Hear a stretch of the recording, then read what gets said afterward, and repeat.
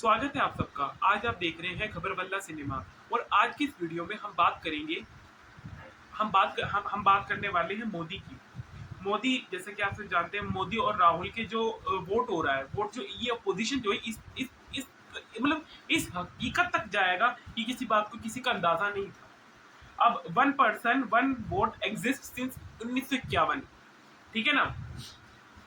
मतलब जो राहुल गांधी है, आमतौर पे वो कह रहे हैं कि एक पर्सन और एक वोट देगा, वो जो है 1951 से पहले ये एग्जिस्ट किया करता था। और इसी जो इलेक्शन कमीशन है उसको जो है पूरी तरह स्लैम कर दिया है वोट चोरी के नाम से सीक प्रूफ। अगर उन्होंने साफ साफ ये कहा है कि अगर इलेक्शन कमीशन ऑफ इंडिया, जो इलेक्शन कमीशन है भारत की, अगर वो बिल्कुल स्वच्छ है और वो अपना काम बिल्कुल सटीकता से कर रही है, मतलब बिल्कुल ट्रुथ से काम कर रही है, हर फैक्ट को चेक करके, तो वो साबित कर दे वो जो डाटा है उसको साबित कर दे।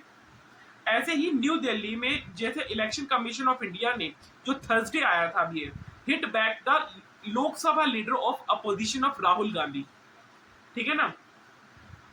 लोकसभा के जो लीडर है राहुल गांधी, उनको वोट चोरी कह के सेइंग सच डर्टी फ्रेजेस का संज्ञा दी उन्होंने। बोले ये फॉल्स नैरेटिव से समझा रहे हैं। ये तो वही बात होगी, उल्टा चोर कोतवाल को डांटे। भैया जब सच सामने आता है तो जनता तो जानती है ना।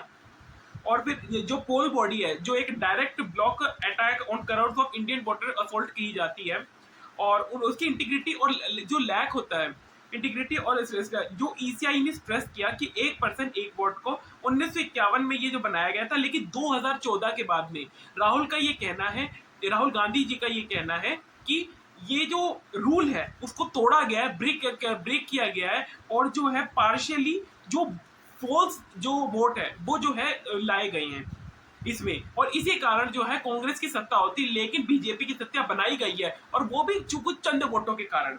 आगे इसमें गलती किसमें? अगस्त 7 अगस्त की अगर मैं बात करूं तो राहुल गांधी ने एक प्रेजेंटेशन चलाया है और प्रेस कॉन्फ्रेंस में, जो कि उनकी दिल्ली में हुई है, और जो अलेज्ड है कॉन्फ्रेंस की भैया की new Delhi very alleged large scale vote चोरी हुई है। और ये जो वोट चोरी है ये कोई आम वोट चोरी नहीं है, ये पूरे देश की सियासत तक को हिला सकता है।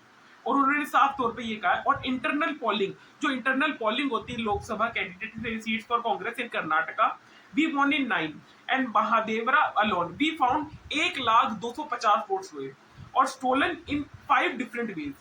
और ये राहुल गांधी ने कहा, ये presenting what he called Congress internal analysis of voting patterns, ठीक है ना। अब लेटर जो इलेक्शन कमीशन है आज करा Rahul Gandhi to submit a formal declaration करें। कौन से फॉर्मल डिक्लेरेशन मांग रहे हैं कि भैया आप एफिडेविट पे लिख के दे दो कि भैया आप जो कह रहे हो वो सच है। बोले अब राहुल गांधी क्यों लिख के दे भैया? भैया जब वो कह रहे हैं ये डाटा आपका है, आप चेक कर लो, डाटा आपका, आप चेक कर लो। अब आप एक बात जरा सोच के देखिए, अगर इस प्रकार की जो चोरियां हैं ये पकड़ी जाती है इलेक्शन कमीशन के रूप में, तो आगे जाकर इसका जो देश की आर्थिक स्थिति पर क्या असर पड़ सकता है, इस बात से आप अंदाजा लगा सकते हैं। हम मिडिल क्लास हमेशा पछते रहेंगे, मतलब कभी टैक्स लग जाएगा, कभी 12%, कभी 20%, कभी 40%, तो कोई सा भी कितना भी टैक्स लग जाएगा, और मिडिल क्लास हमेशा घुन की घोड़ी की तरह पिसता रहता है। किसको लाभ मिलता है इन सबसे? आप खुद विचार करें। और हमारे चैनल जो खबर वाला सिनेमा है, देखो नीचे आ रहा होगा, उसको ना सब्सक्राइब जरूर कर देना, क्योंकि हम जो है बिल्कुल अच्छी वीडियो लाते रहते हैं, और हमारे ज़्यादा से ज़्यादा सब्सक्राइबर कराना। मैंने कुल मिला के एक कंक्लूजन निकल के आता है, अगर इसी प्रकार जो है मोदी की बुराइयां फैलती रही तो हो सकता है आने वाले चुनावों में मोदी हार जाए और सरकार गिर जाए। इससे पहले भी एक बार हो चुका है अटल बिहारी वाजपेयी में।